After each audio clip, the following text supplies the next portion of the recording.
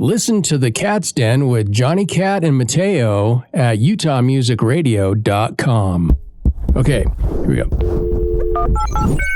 Johnny C. and Mateo. Utah Music Radio.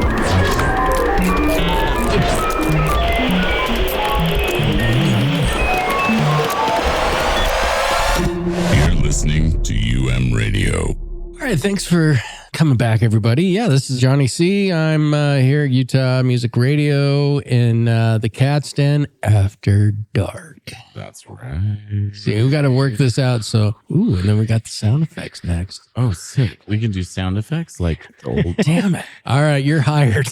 Wait, that's the wind rustling through the trees after dark.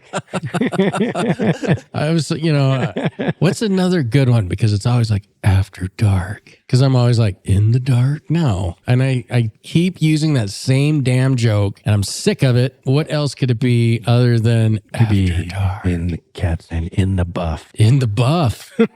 Hey. Oh, man. That's okay. So with your deep voice, though, people may be like, damn. In the buff. In the buff. We're here tonight. In the buff. For our he's got the Barry White voice. I know, so it's right? like, hey there. We here at the Cat's Den in the buff. Oh, God. What do you have on, ladies?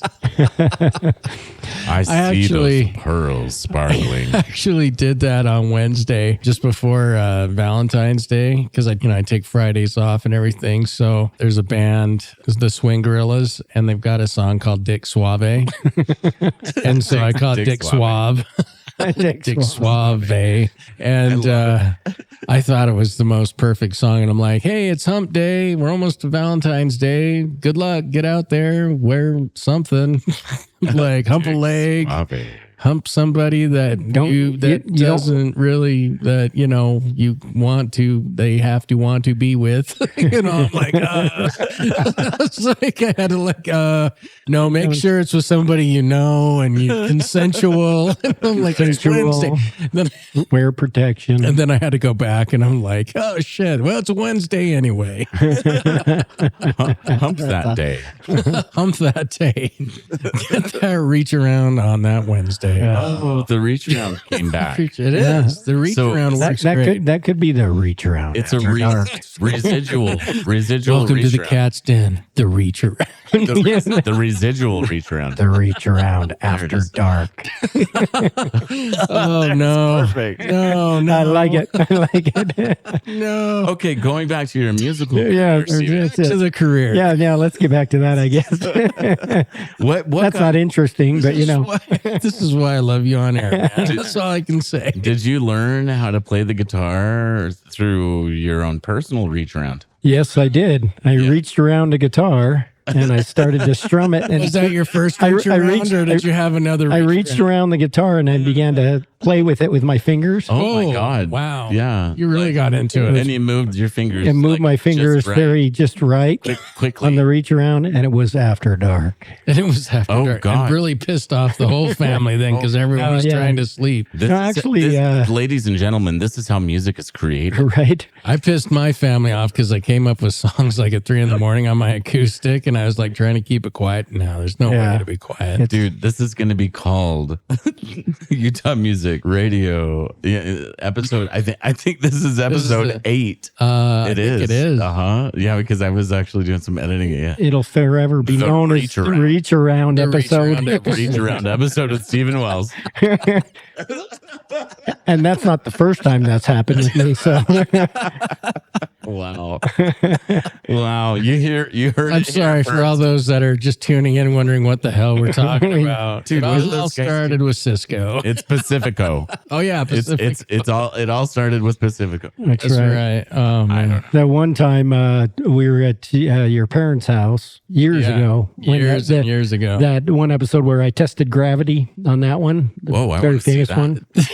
Yeah. We had a pyramid of beer cans. Sparky was still alive, my bass player, before he passed. And we had I don't know how many beers we had sitting on we had them on your 24. Sitting on your gym day. No, it was, can do bigger than that. No, it was 18. And you had a 24, so you were working on the last couple that were in the case. And then I'll let you finish it. 48. So I was sitting there. 164. Okay. Yes. There was a lot. And I went to grab a beer, but there was no table next to me, so I had to set it on the floor. And we're about like this. He was sitting across a desk. And Steve's like... and I'm trying to reach it, and the chair kind of did one of these. He's motioning underneath his sitting area in his crotch area. I'm trying to grab my crotch. Yeah. And I'm reaching down between my legs, ease the seat back, and grab that beer.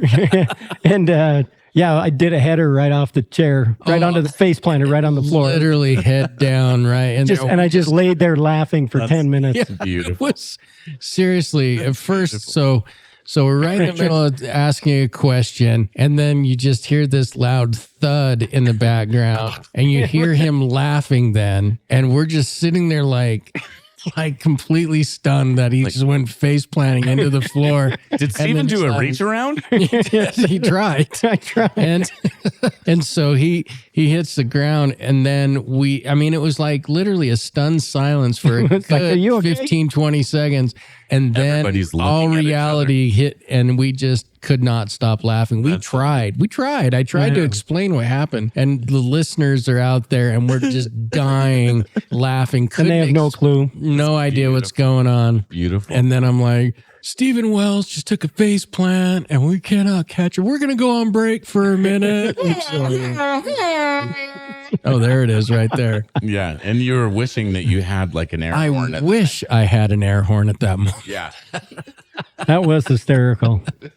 That is probably one of the top interviews that I have had the honor of being part of. Between that one and then being at the old studio on 33rd. But I've had many people pass out during interviews, and just completely, I've had a couple walk out. Oh, wow. That was fun. Wow. Yeah. That's when you know you're doing something good. Well, it was because they could not cope because they too had crossfaded. I've never had anybody leave angrily. I've had them leave because there was no way else for them to get home. Oh, yeah. And so they had to leave early. Those are good days. Those were the days on 33rd when anything would go. Like, just, it was a good stuff. 33rd, isn't that literally where the Utah State 33rd and 9th. There you go. So, like, who are you interviewing again? Oh, back. It was a joke. Oh, Lord. Sorry. Oh, Lord. Sorry. 33rd and Maverick. That was where you got hit on your bike. No, that was No. Or was that 33rd and 11th? That was 11th East and like 2nd or 3rd South. That was crazy. That I can't believe you brought that up. I literally. Well, that's because I cared. I have a hard. Now I take it back. Right. Dude, yeah, well, fuck you too, man. No, honestly, man, that scared the hell out of me because I remember you posting that, and it was literally after everything. Yeah, it was weird. But all right, let's get back. We have our guest here. Yeah. But, okay, when it comes to your writing process, you're working on a new album. Do you have a title name for it yet, or are you still in the?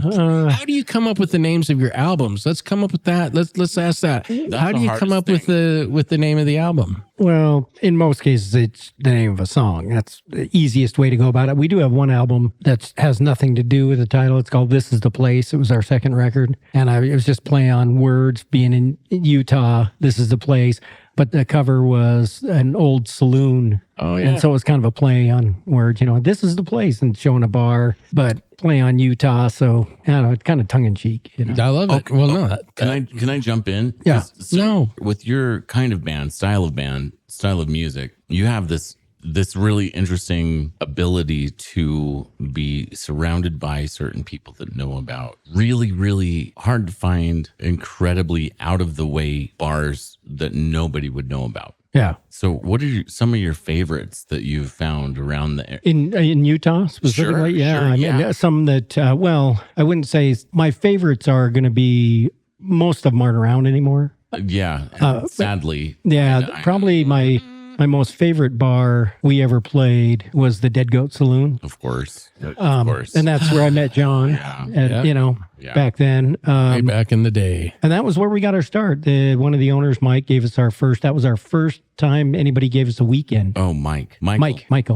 Oh God, Michael Ricks. I missed that guy. He's still around. Still around. Oh, what is the other Michael? I'm sorry. No, Mike's The bartender. Oh no, the bartender. Michael Rick was. You're talking about he died. I really missed that dude. He's really cool. Okay, Michael Ricks. I know who you're. He was one of. He's the bass player in Harry Lee in the Back Alley Blues Band. Okay, still. yeah. But that's probably in all my 20 plus years with this band. I always have fond memories of that. I mean, obviously, I think I still. Hey, what was the coolest? And it was a shit bar, really. Yeah. And the sound was.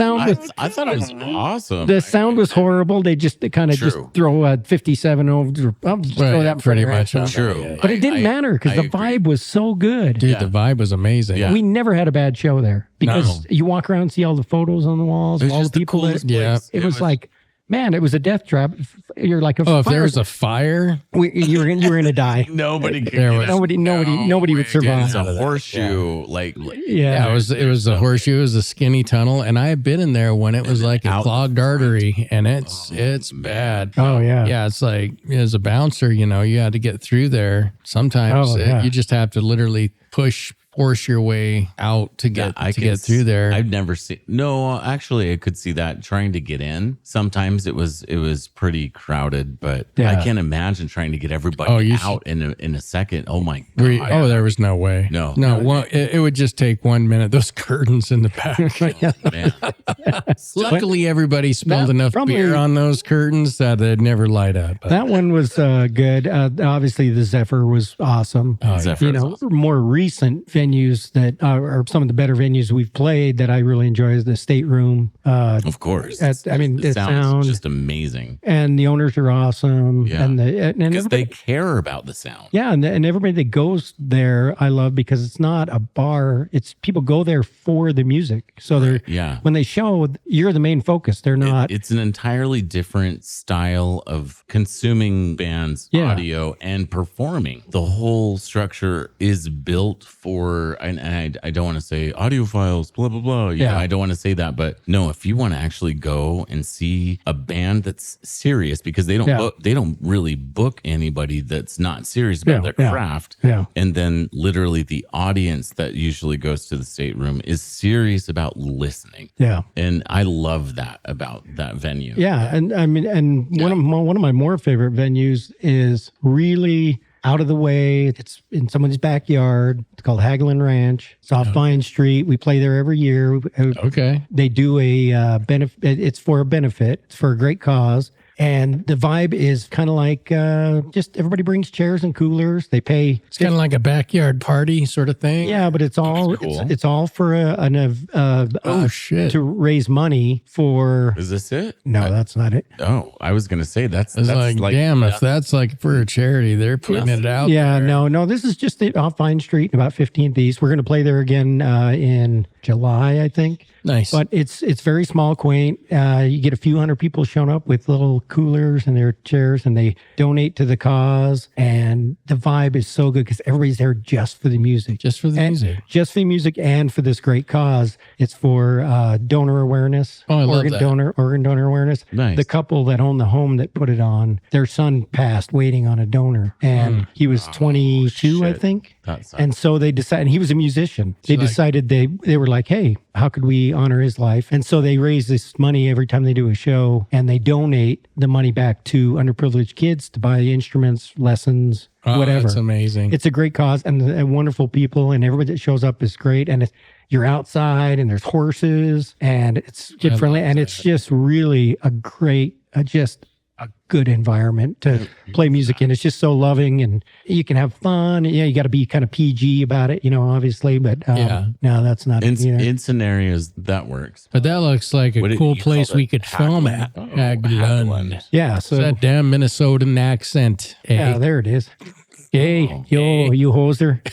Hey. Hey, you hoser. You betcha, eh? That's it. That's it? Yeah. Oh, okay. Oh, I love it. Well, sorry, people. We're just looking at photos. They're trying to figure out what I'm talking about. Yeah, we're going to be there in July, but if anybody listening is interested, they usually charge about $15 donation. Nice. That all goes to the cause. Very That's nice. way cool. They're really good people. I think they do stuff all through the year. They do, you can bring your kids there for learn to ride and all that. But I love that. I used to take it's a great environment. my young kids to ride. And Yeah, I mean, that's literally right by my folks' house, a little off of Vine Street. It's is that it? Off of Vine? Yes. Oh. Yeah. Wow, that's literally right by my folks. Oh, okay. And that's inside the house there. Oh, I am doing an acoustic brunch thing inside the house in That's April. super cool. I like that. And with horses and everything. Hackland Ranch. Yeah. Oh, I know where that's at. Yeah. Yeah, that's So right. that's a the great new- That's right by the Sandy home. So Now, this is a Vine and like 15th East. yeah. It's unassuming. You'd know never know it was there. Yeah. You pull down the driveway and all of a sudden it opens up. You're like, what the hell? Nice. This is awesome. So that's one of the cooler, newer venues. Yeah, there we are right there. Oh my God, that's you. That's us. Hey. Oh, you're so And you're fucking laughing. ugly. What the? dude. Look at how ugly we are. So, what is your musical process when it comes to writing your songs? How do you start? Do you start with the guitar? Do you start with your lyrics? Do you get kind of, I mean, obviously you get the idea, but Yeah. which do you start with first? It tends to differ. A lot of times it will be an idea, like a lyric that comes to me like one line. Could be a cool title. Sometimes I'll just be messing around on the guitar and I'll just start singing and just, nonsense. Mm-hmm. And then, oh, wait, that's kind of cool. Okay, and it just kind of leads me somewhere. Nice. Other times, like A Long Way from Graceland, you wake up, jot it down. All right, now I got to put that idea to Now you gotta music.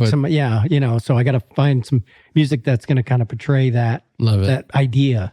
So, I mean, and a lot of times it's, I'll have a lyric that I like, and then I'm like, okay, I really like this lyric, and then I'll have to put music to it. And, what do you want it to be? Because it's just a lyric or a title. Right. So you just kind of You mess go around off the with title and go, what's the feeling of what Yeah. these words are making? what key. And so you kind of mess around, and then it just kind of finds its way. At least that's how it works with me. Do you have a favorite key? Not really, but I think I probably have a lot more in either probably A, G, or D. Mm-hmm. They're mostly major keys, just being kind of more country Mm-hmm. and rock, But I always throw minor in, just to kind of change it up on the chorus or something. Yeah. What are your favorite non off tunings? Like, I mean, drop D. Oh no, I you ever I do don't do option? much now. Drop D in country. my, wow.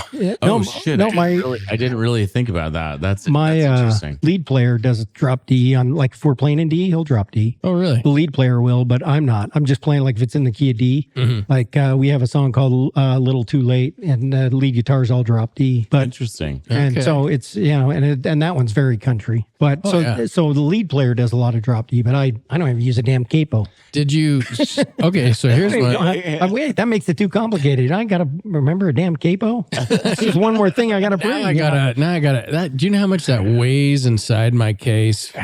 God. So much. Well, that means I gotta put it in the right spot, and man. Gotta think about what I do. At some point, can we get the lead singer to please start carrying my goddamn capo into the venue?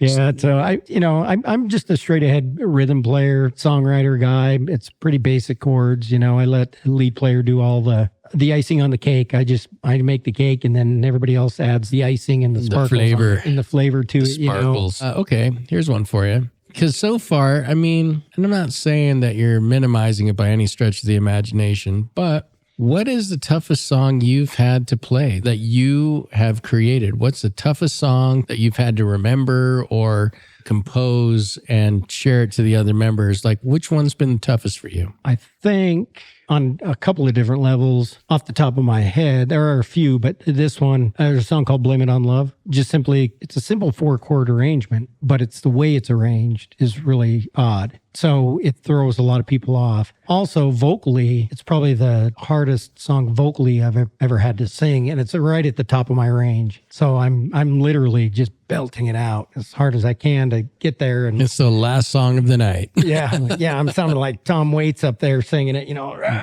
you know. Yeah, that one musically, just arrangement wise, because there's a lot of moving parts, a lot of pieces. Yeah. And then vocally, it's just really, it just takes me out of my comfort zone. Gotcha. So if I'm a little bit not But feeling you love right, it too, right? Because you're like, I love it does. It takes you right out of that. And everybody loves that song, but it is one of those songs where I'm like, yeah, I don't want to do it too early in the set because I'm not quite warmed up yet, but I don't want to do it too late in the set because then my voice is. You got to make sure you got the range still. Yeah. So I mean, after 3 sets, 3 hours long, you're like, let's do that one last. No, man. Yeah, you're like, okay, here we go.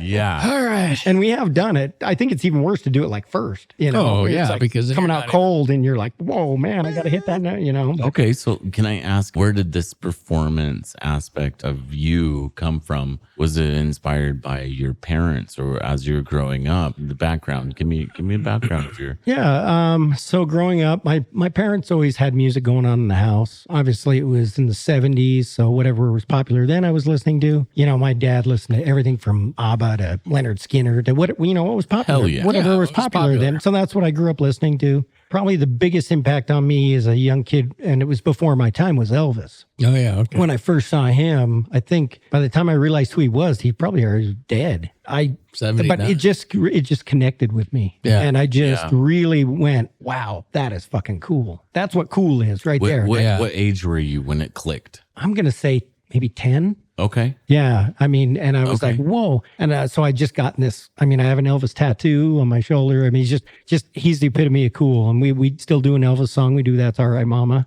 Every gig. That's awesome. But yeah, I mean, just that was kind of the beginning. It's like, wow, that is cool. You know, just watch him gyrate. It's probably why I jump around like a moron when I'm playing live. You know, the thing is I'm younger than both of you guys, but I mean, you said the word gyrate, and and I'm not going to make fun of that because, like, in all reality, let's really discuss this. He created something that was like a modern day, you could almost call it a meme or a fad or something that he stirred up conversation. He stirred up emotions. He's the first to cause a media frenzy. Well, next to he's Beatles, the first panic dropper. The Beatles were the media frenzy. Where they're like, oh shit, we can make money on this, and then all of a sudden, here comes the Beatles coming to the United States. When the plane landed, that was the media. That was the beginning of media frenzy for art. Elvis was the first. Elvis was before the Beatles. Before they came over, he was already huge. That's right, because because Elvis but they didn't know how to market that. It marketed you're itself. Right. Wow, I just went totally backwards. And I just I just loved everything about him. His look, the way he played, his whole thing. He just had it all, you know. And it just totally as a kid, I was just like, whoa. And then getting older, and then starting to feel around. Then I found like Kiss, and I was like, oh fuck yeah. You know, makeup, and I've always loved theatrics, so I was like, oh man, the 80s, they really pushed it. Yeah, I mean, they were like, holy shit, all the makeup. It just blew my mind as like a 12-year-old. Which even modern day musicians, they're still playing around with the idea. Oh yeah. Of the, I mean, look at the Gorillas. I mean, they're graphically generated. The Gorillas. Yeah, it's all graphics.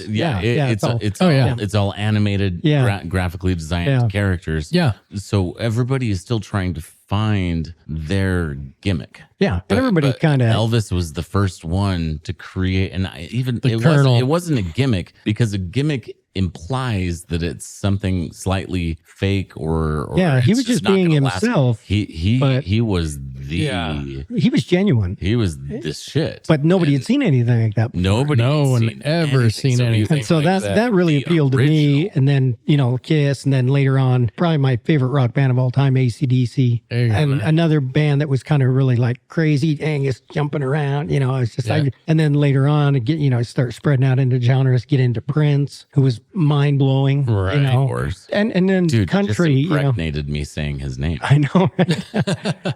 Somewhere on Facebook, during COVID, I did country version of Purple Rain. Oh yeah, that's right. It's probably on there somewhere. Really? I want to see that. That's awesome. It's on there somewhere. So what got you into country? Because Yeah, you got so- Kiss and you got all these guys, and then Yeah. you said, I want to do American Twang.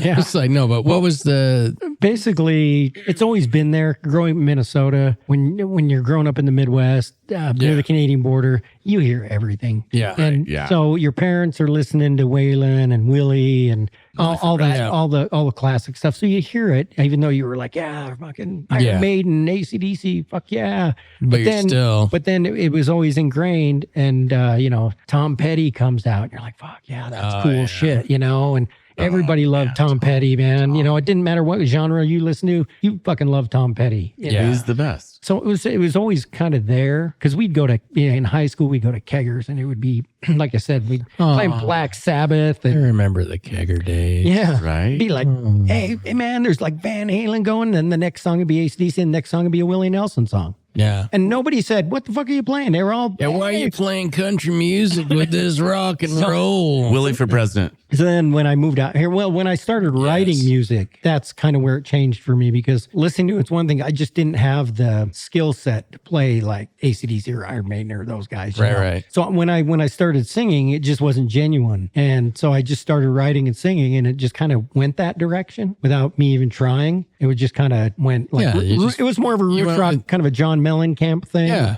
When Ghost Town first came out, we weren't country at all. It was the first couple of records are more just that Midwest roots rock, like Mellencamp, Petty, Springsteen. you know? Nice. And then it just started to morph. We changed players, got a lead player in on our third record that was a country player. And that was, that's a cool vibe, because we got this cool rock rhythm. Right. Now we got some twang over the top. That's really cool, but it's kind of rocking. And then the bass player left. We got another new bass player came in from a country band. So then we had country bass, country lead guitar with the rhythm section was rock. So we just, I just wrote the songs. I'd come to rehearsal. I got this new song, and I'd start playing it. We would just start jamming it, and it would, oh yeah, no, this is going somewhere. And then we would get it, but it just it was a slow process. By the fourth record, probably Dust and Bones, you can really see it kind of coming out. That's where the country comes in that record. And then American Twang, then it's like, okay, now we're really going that way. And we've always kind of stayed there, but we do blur the lines quite a bit. Oh yeah, you definitely do. awesome. You absolutely do. But it's been fun. I don't like the American Twang thing. That's what I tell everybody. That's kind of how somebody says, what style do you play? I said, it's American Twang. It's a little bit country, a little bit rock, a little bit blues. Americana. Some rock. Yeah. And they create and just recently that's a recent subcategory that I really think needs to be a main staple category called Americana. Yeah. And that's what you're describing right exactly. now.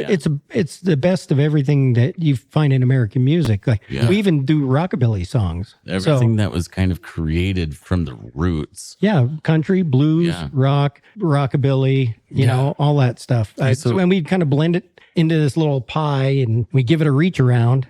And then little reach around is the magic. And then happens. it pops up. Whatever pops up.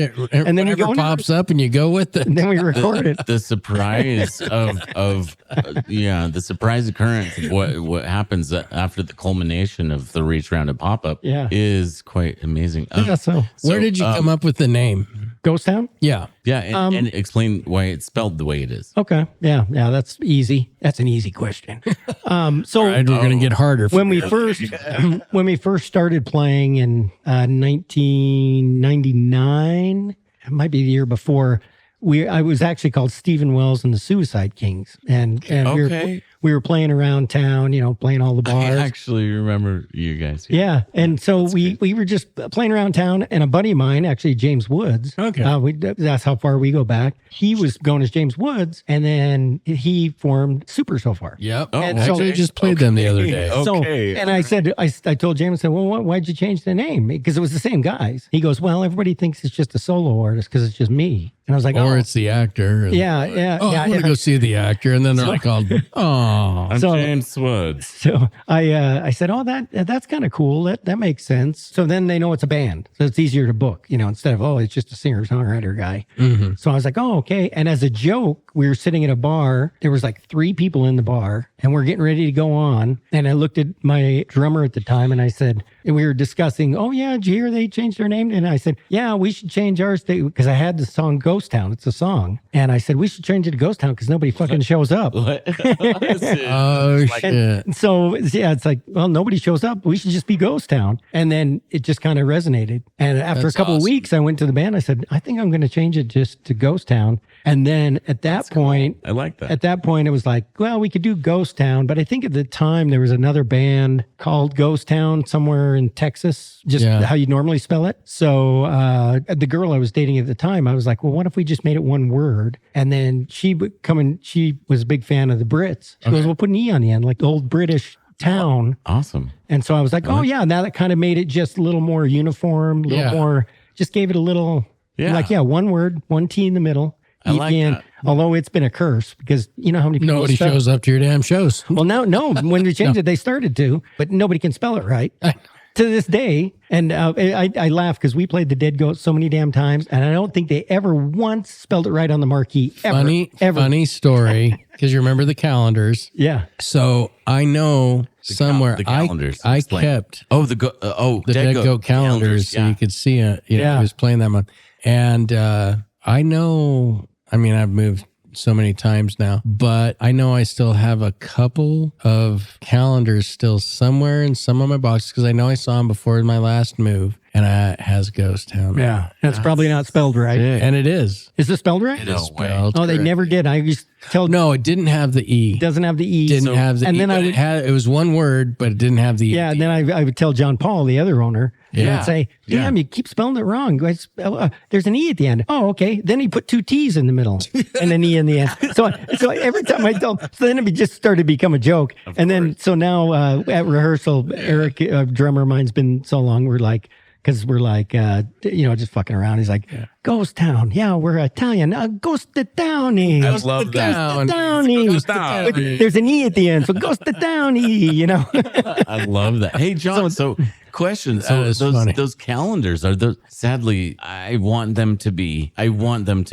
worth a lot lot of money. Me too. But, yeah, but there's some amazing bands that are on there. Yeah. How many do you like have? Insatiable? I don't know. Probably only like 5 left, but I had like a stack because I would take one every month cool. and then I would put it away. And I was like, I'd love to save these. Those and then I think just, over 30 years. Yeah. You just And lose a stuff. lot of moves. I think some of them I was just like, back then we used to make flyers. You'd stack them up around stick town. them up on. I wish I've never held on to any of that stuff. I wish I would have. That would. So you don't have any of your posters from I the have early nothing. days? I don't have anything. I'm not a sentimental guy. I don't have anything from the band. I have friends that kept stuff, and once in a while they'll be like, "Oh, I found this old flyer or whatever." But every once in a while, I'll see something on Facebook. Somebody will post like a calendar from the Zephyr or something, and it'll have us on them. Oh, that's cool. But yeah, I've never held on to any of that stuff. This is why, and this is the very fine balance that I've been trying to find after moving a few times, and I'm trying to decide, okay,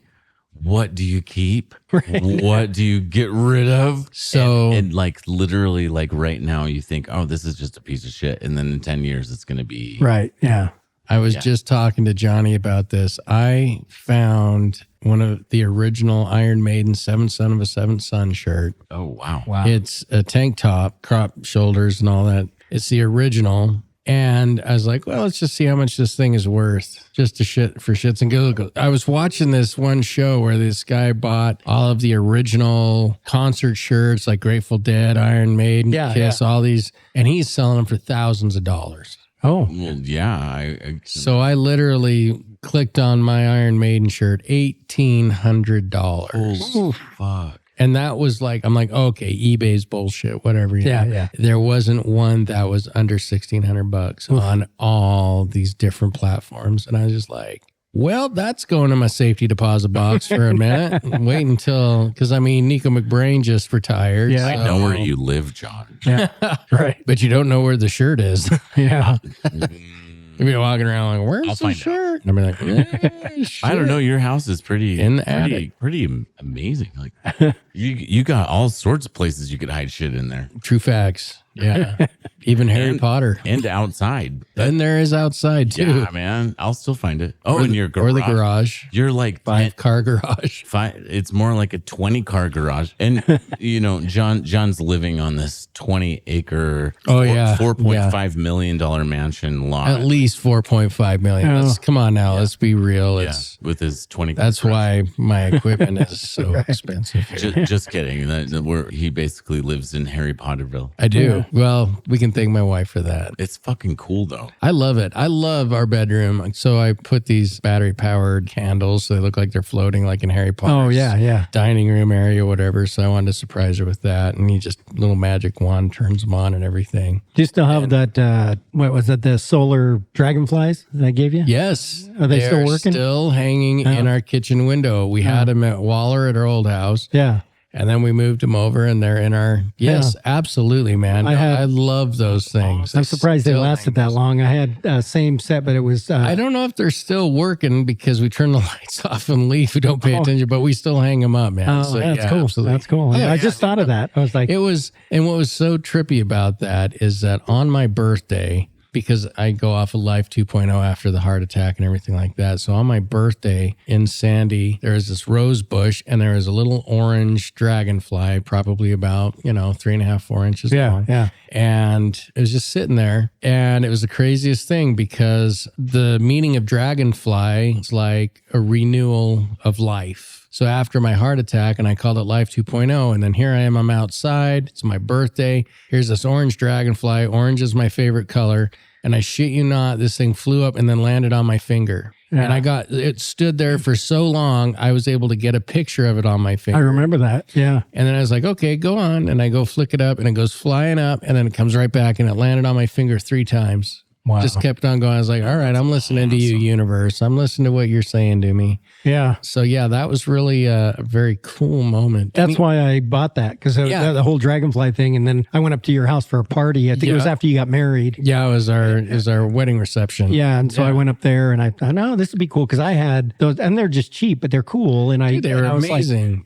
But I had some hummingbirds at my house, and I was like, oh, it's just cheap Chinese made solar. They blink. It was the sentiment, the fact you thought about me that way, and you brought that over. That to this day still means the world to me. Yeah, I just thought of that for some reason. I was like, because the dragonfly ones, I just died. I just threw them out like a week ago, and I've had them for 12 years at that place. Yeah, dude, and I paid like $8 for them or something. It'll be 8 years. Yeah. So that's crazy, but good times, man. Not really. Yeah. Let's play another song. Let's take another break. Can I put my pants back on yet? You can, the reach around is we're taking a minute on the break. Dude, hey, your pants have been off this whole entire time? Yeah. Wait a minute. Why didn't we get a picture of that? Jesus Christ. Well, that's why the angle that he's got on Facebook is not showing my below the waist. Oh, dude. By the way, Dave, I get to see it. Dave sent a message over to me. Dave Penrod. Oh, nice. Hey, brother. And he goes, Steven's my younger brother. I know this. This is a story. Did you see? Oh, by the way, just really quick, did you see that before we go to this? Did you see the Howie Mandel podcast where he brought Bill Burr and Billy Corgan in? No. Yeah, you should watch that. Check it out. They're brothers. Are they?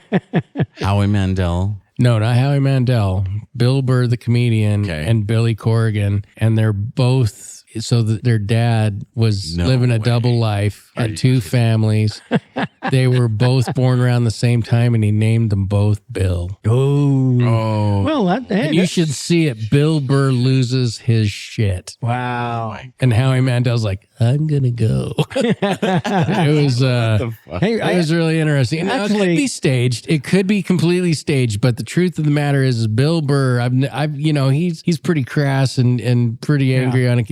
No, this was like, he's like, fuck you. He was like, fuck you. He's like, I love you, but fuck you. That's hilarious. And then he turns to Billy Corgan and he's like, Did you ever think there was a reason why I never told that story?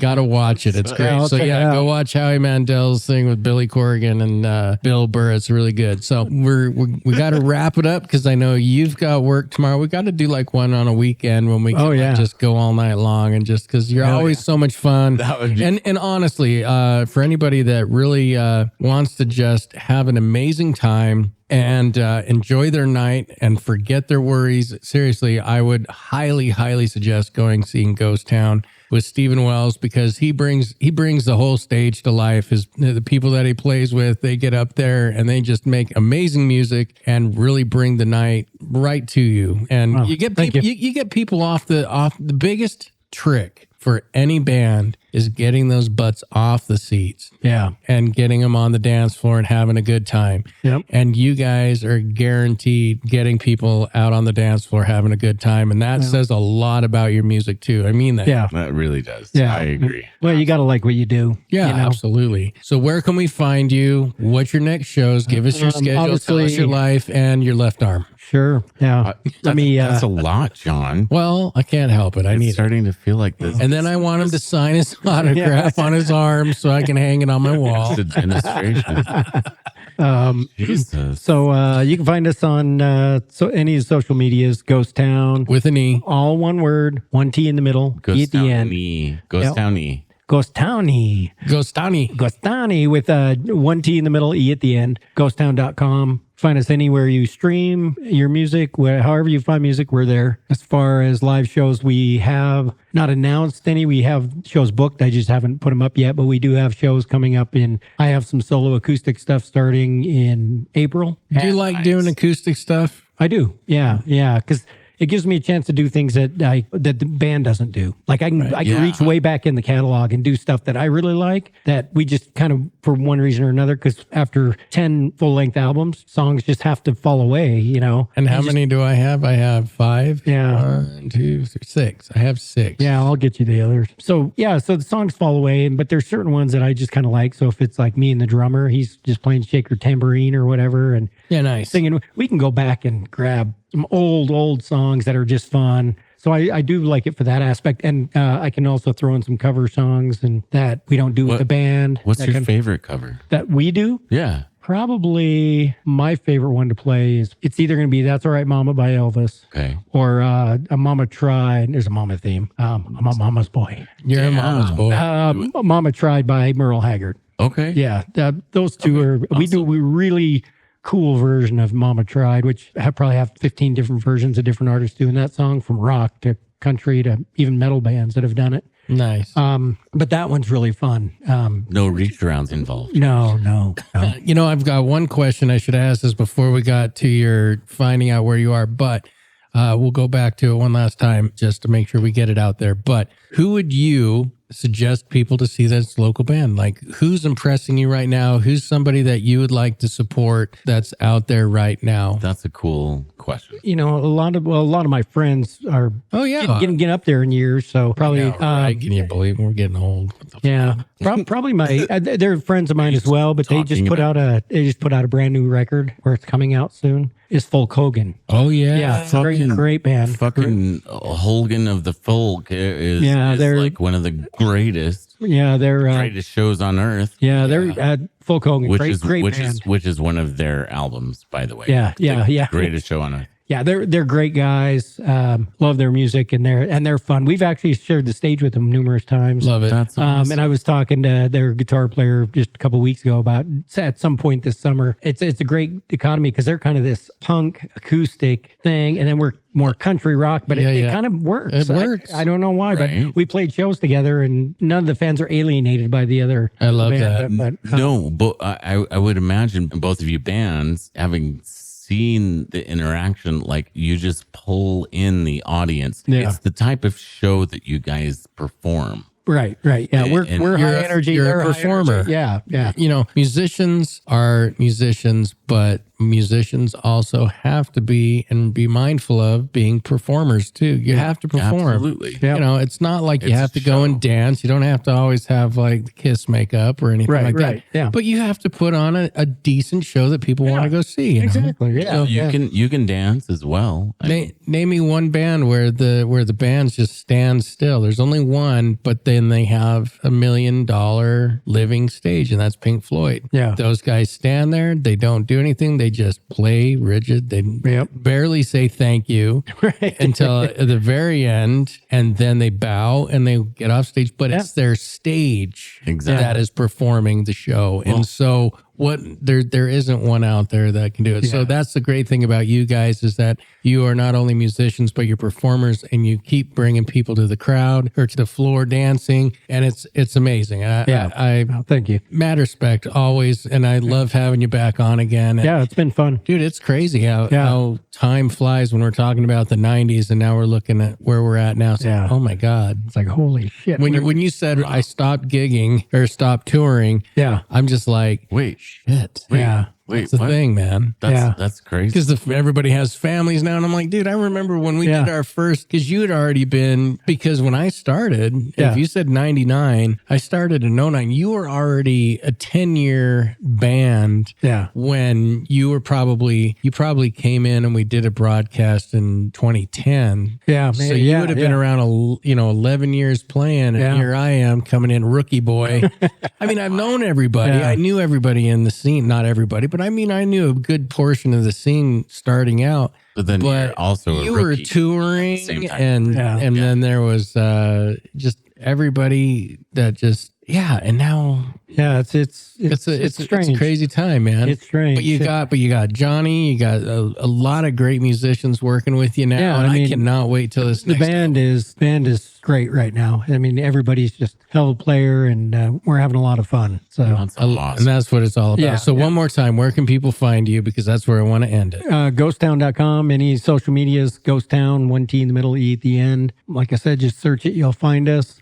Just keep your eyes on ghosttown.com or our Facebook page or Instagram for any dates we have coming up this summer. Like I said, we've got some scheduled. We're waiting to finalize it. But I know we've got gigs from beginning of April. I've got some acoustic shows that are really cool that I'll be announcing soon. And then June, July, August, we got full band shows. And they always start to pick up. You're probably going to be announcing a lot more. Like this is the time frame where because this is when this is when we play a lot. We don't play a lot in the winter anymore. It's just I don't think we used to play a ton, but driving up, if you're playing in Park City in January, forget about it. The last time I came down there, I didn't know I thought I was gonna die because it was 2 a.m. Roads weren't plowed. It was a horrible snowstorm. It took me 5 hours to get home from. Can't remember the name of the bar up there. The Spur. Yeah, the Spur. Or the Cabin. I think it was the Cabin we played that night. You had 4 hours to get down to Sugar House where I was living at the time. God, I have 10 miles an hour the whole way down. It was awful. 30 plus horror stories about that in January. I'm like, no, I don't. This isn't worth it. That's probably another, But, Stephen, anyway, thanks for having me, man. Hey, man, really thank you. Yeah. And we'd love to have you in anytime. In fact, when you get when the new album's done, absolutely. And we'd love to be able to be the first ones to world premiere it. Well, we could do that, or maybe next time I'd just bring a guitar and I can play a couple of new songs. Say this is just me, but instead of the full band. But hey, it's just Tiny Desk concert. No. Let's do it. Yeah, let's do it. Yeah. I'll put my pants back on so I can leave. Dude, I was wondering about every time you got up, I was like, the color of your boxers. John, is that your thumb in my butt? What is going on? Seriously. Well, that was you in the corner throwing up. I feel like I need to go to the optometrist. I feel like I'm blinded. I know. Hey, John, turn your head to the left. Cough for me. Okay. Yep, you're okay. No hernia there. Oh, something came out there. Oh, well. Yeah. All right, everybody. So thank you. On that note. As we, on that brown note. Sexy. No, really appreciate everybody sticking around. I know a lot of you are still around listening to this crazy madness. So thank you for tuning in, listening. We've got Matt Cole and Jay Ruffini coming in.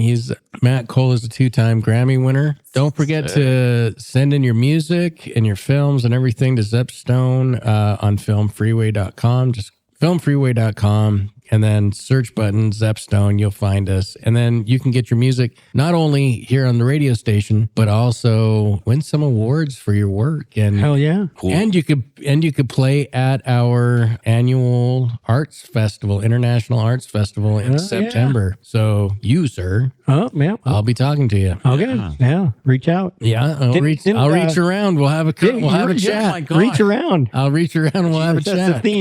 You don't reach around or come back like you do a full reach around. Yeah. All right. Well, that's it. So once the feed drops off, go and listen to the 20 channels. Listen to country, and you'll find Ghost Town on there and a lot of other amazing local Utah bands. So that's it. I appreciate it. You guys have an amazing night. We're out. Later. Cheers. Pieces. You're listening to Radio. Join Johnny C. and Mateo as we interview musicians, filmmakers, business owners, and community leaders and support our local community on UtahMusicRadio.com.